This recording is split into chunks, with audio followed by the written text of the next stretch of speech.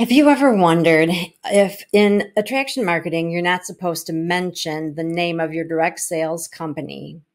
At what point then are you allowed to mention it? Because if we're going to get a sale, at some point, our customer or potential customer has to know what we sell, right? Not very many people actually talk about that transition, going from the curiosity phase of attraction marketing to where you are actually at a place where you can discuss and mention the specific direct sales company that you work with or for. That's what we're going to talk about today.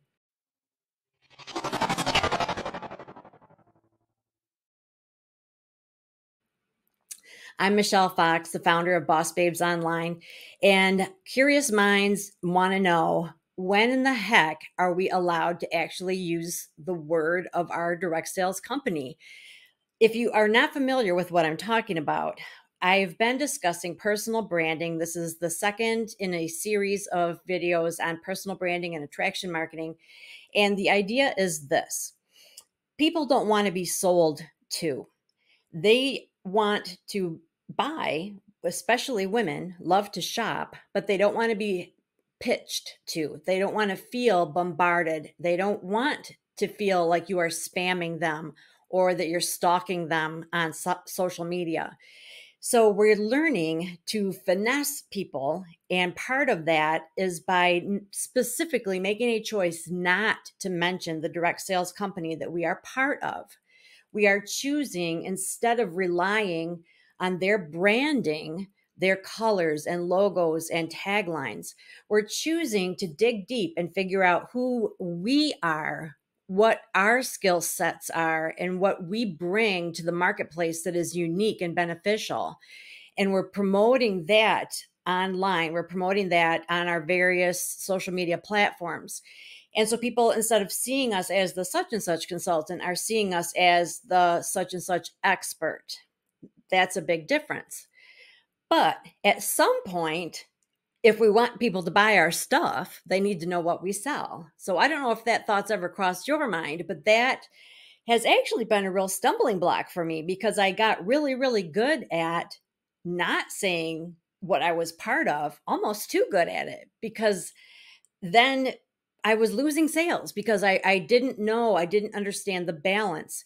In real life, it is to your advantage for people to know you as the such and such girl or the such and such guy. But online, you want to just be known as the expert in your field. I guess in person that's starting to happen for me as well, but I don't mind locally being known as the such and such girl. But anyway, when you understand that the goal of attraction marketing is to showcase your goods and services to the world in such a way that they can really see the benefits in a very attractive manner, that you are showing them what problem you solve, what fantasy you provide, what issue you have the answer for. And the people that have that situation are going to see that and be attracted to it. And the people that don't need that or don't want that either aren't going to notice it, or they're just going to turn their back on it. And that's fine, because we don't want to waste our time trying to pitch something to people that don't need it or want it. So we are putting our, goods and services out there, our expertise out there in an attractive manner. The right clientele is coming to us asking the right questions. Our role at that point is to establish ourselves as a credible authority in our field, to offer services or tips or some kind of counsel free of charge, so that they continue to see what we're all about. They continue to learn what we are all about, our personalities, our background, maybe our training, and that the know, like, and trust factor is developed, firmly established. Once you know that they have some kind of a relationship with you, there's some kind of back and forth. Maybe they're following you on more than one social media platform, or you know that they're on your mailing list because they requested a freebie and in exchange, they gave you their email address. Or they straight up asked you, hey, what was that product that you were showing in that video? Or they ask you, what are you wearing? What are you, doing? How did you do that? When they are asking you, you don't want to not give them the answer, but there's even a difference there. So okay, so let's kind of put this all together. The whole thing that you're trying to accomplish is that instead of you saying, hey, this is what I do, this is my company, this is what I sell, this is how much it is, you need it. It's like the opposite, where we're kind of pulling back and we're saying, like, we are a confident expert in our field, and this is what we have to offer. And those, if you need me, you know where to find me, where we have confidence and grace. And they're like, oh, I actually do need that. And they come and they're asking the right questions.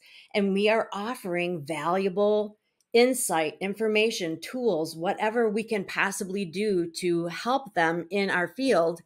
And they start to like us and trust us, etc.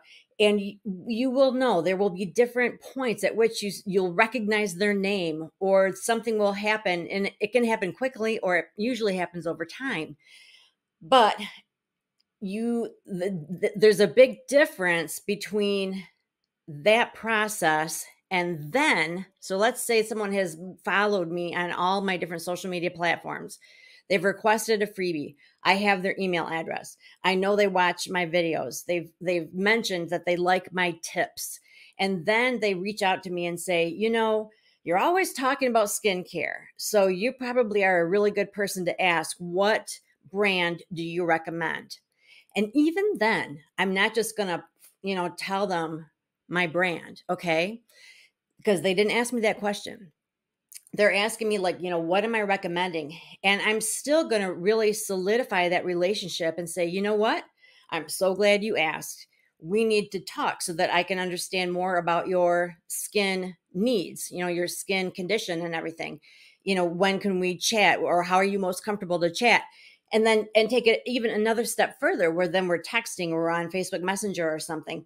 And during that process, okay, where we've already got everything in place, the foundation is laid, they trust me, they are asking me for the information. That's when I can say, well, my favorite brand is this. And as a matter of fact, I am a consultant for this company. It's not the only brand that I'm familiar with, but I am most familiar with this. And from what you're telling me with your needs, I would suggest this. As a matter of fact, I could send you a sample. Is that something that you would be interested in? And they can say yes or no. If you just straight up come out and say right away, oh, I suggest this brand, they can do a lot of things, okay? They can Google it and they can buy it from someone else. They can buy it on Amazon. If you want the sale, if you've been working the relationship, then you want to keep reeling them in until you know that they're hooked on you. Once somebody really knows, likes, and trusts you, the person, you, the brand that you created, the brand of you, they're going to want to do business with you. By the time I reveal the brand that I am, the brand that I work with, they don't want to buy it from somebody else because they like me. They know that I've invested my time and energy in showing them how-to videos, and that I've got this, all these different social media opportunities, and I've got a newsletter, and they've enjoyed that, and they know a little bit about my backstory, and they know about my family. When it's time to make a purchase, they're going to want to purchase with me. When that is all in place, then it's, safe, so to speak, for me to start talking, the name of my brand, because like I said, it's going to be with me. Okay. So if I had to list, well, what exactly needs to be in place, and I've already kind of mentioned it just conversationally, but if we wanted to list it as bullet points, you want to be nurturing the relationship before anything else. And, how do you do that? You nurture relationships by commenting on their posts, by friend requesting them, by inviting them to join your private group. You want them to feel like they're more than just a number, they're more than just a sale. So you're nurturing relationships before you even reveal what it is that you do. So the second one is that you're building trust. They are sort of, go hand in hand. You're building that trust. How are you building trust? Well, by consistently showing up. Maybe every Thursday you go live with some kind of tip. Maybe you have a newsletter every Saturday, something where you're consistent and where the advice and the suggestions that you offer ring true, that they've tried it and it works and they appreciate it. So you're nurturing a relationship, you're building trust, and you're basically establishing yourself as an authority, a credible authority in your field. They start to learn or hear you say what kind of training you had, what your background is, how long you've been doing it. And if you're brand new, you could talk about the articles that you've read or the blogs that you've read. You can read something and turn around and teach somebody about it 5 minutes later. And if the person listening didn't know that, you are an expert to them. And as long as you stand in that, if in your head you are taking on that mantle of expert, and you speak and you act and you stand and you present yourself like, yes, I am an expert in my field. I show up consistently. I offer value. They are going to respond to that. They're going to see you that way as well. And so when all of those things, that is the foundation that you're working toward. For me, I think it's also important, if there's any way that I can already have their contact information. That is a big one. So the way that I do that is that everything that I do, there is an opportunity for them to request my freebie. So whether it's a YouTube video, a Facebook post, Instagram, TikTok, all of my social media, my website, everywhere you go, I refer to click here to grab my freebie. And the way that the freebie is delivered is they have to give their email. Why is that important? Whether you get a sale in the immediate future or not, you've got their contact information so that you can continue to finesse the relationship. That is the email funnel, which again is another training all its own. But in attraction marketing, instead of you just telling everybody, bombarding everybody with, this is my brand and these are my products and these are the prices and I'll even put it on sale and what can I get, what would it take for you to book with me? Instead of that, you are just taking a step back and you are just showing up as a credible, trustworthy, consistent authority in your field, offering valuable, interesting, funny, relevant tips, guides, suggestions, samples, whatever it is that would make sense in your arena. And people start to think, wow, I really appreciate that person. That person is so knowledgeable. Every time I need, something in that area, I think of that person because I know they'll know the answer. You want to be the go-to person for whatever you are, selling. That is the goal. Oftentimes, we think that the goal is to let everybody know our brand and our product, et cetera, et cetera, et cetera. And what we aren't seeing, what we aren't recognizing is that as soon as they're hearing that, they're doing this. You love the brand and the product because you've had some kind of wonderful experience with it, but they haven't yet. They need time to trust you. They want to come to you. It's like feeding a wild animal. You can't just go running up to it. It's going to run away. You have to put it out there and let them come to you when they're ready. And they will come, but some will come sooner than others. It's a lot different than how we do things in person. And it's a lot different than how we marketed, even like on newspapers, radios, and everything in the past. Media is shifting and changing, but in particular, when you are marketing yourself on social media, it is vastly different than anything you've learned about presenting yourself in person, like teaching people or telling people, what you do now. It is quite a bit different. And that was hard for me to understand. So I also want to show you a couple of examples of, this is what I'm talking about. This is the old way. This is the new way. So let me get that up on the screen. So let's see if we can figure out which is which. I think it's going to be pretty obvious. So the one on the left is really trying to be helpful. So this is something that you would put on Instagram or on either you could put this on your Facebook business page, your personal profile, or a private group. Why? You're not trying to sell anything. You're not putting the name of your brand or your company. You're not putting any prices out there. What are you putting out there? A tip, okay? A helpful tip. So transform your skincare routine with these simple tips. This is just something I grabbed from Canva. So, they're not anything earth shattering.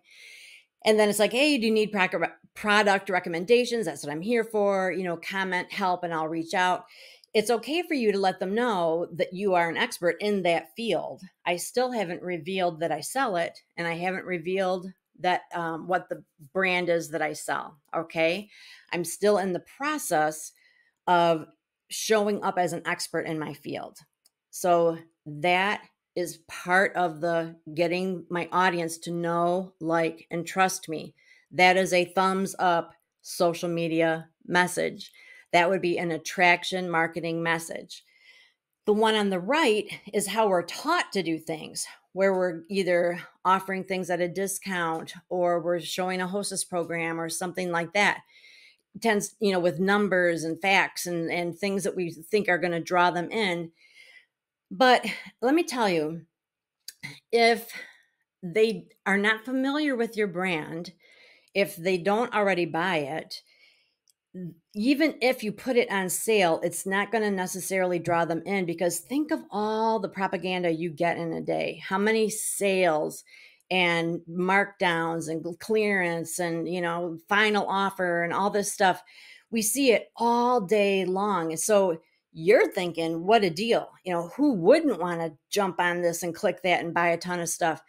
But they are not looking through the same lens that you are. It does not mean anything to them. So you are losing on so many levels because you've already let them know the brand that you're working with. You've got no cards left to play, okay? Because you are already marking it down, which is devaluing your products. They already know what it is, the brand, so they could go buy it on Amazon or buy it from somebody else. You're just shooting yourself in the foot. And that's how we thought we were supposed to do it, but we're not. Okay. So the one on the right, thumbs down. We don't do it like that. And if you did that on your personal profile on Facebook, that would be a big no-no for Facebook and for most direct sales companies. You are not supposed to sell on your personal, I keep saying private, on your personal profile. A lot of times people have that private. I suggest that it be public. Okay, the next one. Plant-based food. Discover the power of plant-based nutrition. Click the link in my bio for my latest collection of amazing plant-based recipes. Best of all, they're kid-tested and approved. Comment more if you'd like more information on plant-based nutrition for you and your family. Again, this is how I do this kind of thing all the time, where you're offering a freebie. The way that they would get that freebie is they have to provide their email address. And it's a win-win because you're giving them a free, valuable resource. You're not asking them to buy anything. And the one on the right is just straight up saying, join my team. And I do see those sometimes, and they must work for somebody. I don't know. But honestly, if they have no reason to trust you and they really don't know if your direct sales company is legit, that is, so let's say you paid for that. Let's say you paid for that ad.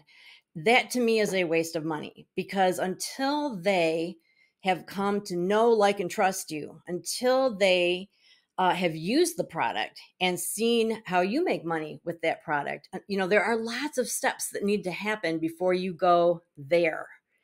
So that is just obnoxious, frankly. I would not feel drawn to that. And that's just how I feel. So join my team, earn big, and here's the other thing. A lot of times we make false claims. We hear other people say it, so we think it's kosher for us to say it, but actually we can't legally make certain claims about our income. You can't say for sure you're going to make, this much profit, and you're going to for sure make this much, in your bonus checks and stuff, because we can't guarantee that. So it's very delicate what you can and cannot say when you start talking about team building and the amount and income and that kind of thing.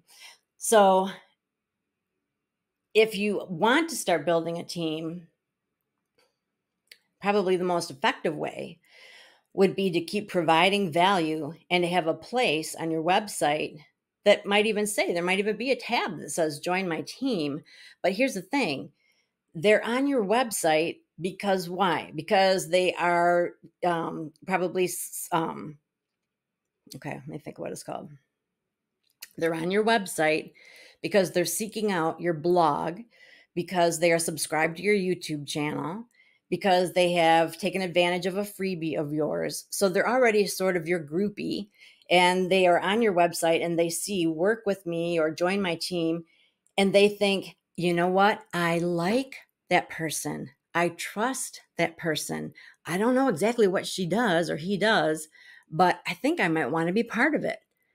That is different than just having an ad, join my team. I work for this national company. Join my team. Do you see the difference? One is relationship based, where they are saying, yeah, whatever, you've got something special and I want to be part of it. They are coming to you. This one is more like, boom, in your face. To me, there's a big difference. And there's one other place that it took me a while to understand how and when, if I could start talking about my brand, the brand that I am part of, and that is in my freebie. I used to think that the freebie itself had to be without any mention of the national corporate brand. But depending on how you do it, that is actually a great time to start introducing them to that, or taking them down that path, I guess I could say. So, for example, I'm in skincare. So if my freebie is 5 ways to reduce wrinkles or something, I could say at the end, hey, if you'd like my recommendation, or if you want to know what I use to reduce wrinkles, click here, something like that. And then when they click, that they might go to a landing page where then I actually say, my favorite brand is blank. And so there, the cat's out of the bag. But think of all the steps that they've been through by the time that they are hearing and seeing that brand. Hopefully, by then, they have enough of a connection with me that if they do want to make a purchase, that they would want to do it with me. You have to make several contacts, several points of what's it called? Several touches or points of contact with somebody before they're ready to make a purchase. So just because you start mentioning your brand or your product in your freebie doesn't necessarily mean that that's where you're going to get a sale, but it's like the seed is planted, where that's where they know, oh, that's what she does. Okay, that's what she does. So before, they were just kind of following me, just watching my tips and different things like that. They got my freebie. They clicked on something. Now they know what I actually sell, but maybe they're thinking, oh, I don't know, price is a little steep, but they know that that's, what it is. They're on my mailing list. They're watching me on YouTube. They hear me talk about that product again. They see a testimonial.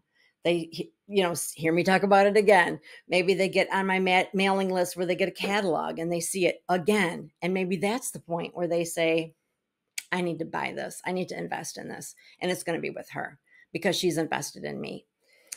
So for attraction marketing, you are branding yourself rather than your national corporate brand. You are establishing your own credibility and authority, trustworthiness. But at some point, you need to start talking about your national brand if you want to make a sale. When do you do that? After you have established that credibility, that authority, that trustworthiness.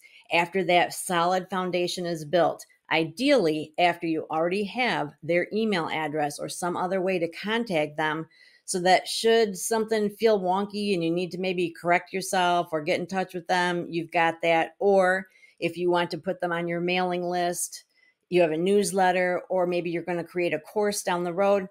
Even if you have no idea what you're going to do with that mailing list, start establishing an email list. Okay. Just trust me. That is where it's at.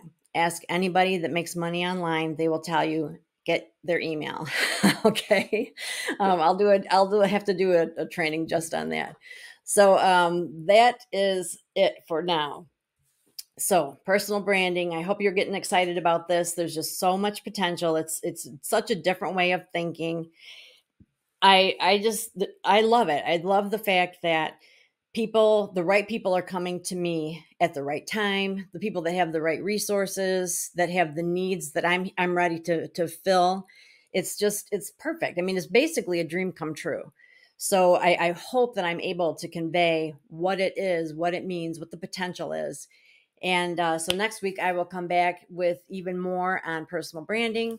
If you got anything out of this, please give it a thumbs up, share it with a friend, subscribe to Boss Babes Online, and I will see you next week. There will be a freebie in the description of this video, so you'll get to see an up close and personal example of what I'm talking about. And yes, I will get your email before you get it. So that's the thing, is that I'm offering you something. You're going to hopefully give me your email in order to get that. And now we are establishing our relationship. I'm showing you, I'm patterning that so that you can kind of think, oh, okay, I get it. I will do the same thing with my goods or service. Okay. So we got this, right? We're going to start building our businesses online. The potential is more than you can even comprehend. So thanks so much for listening, and I'll see you next week.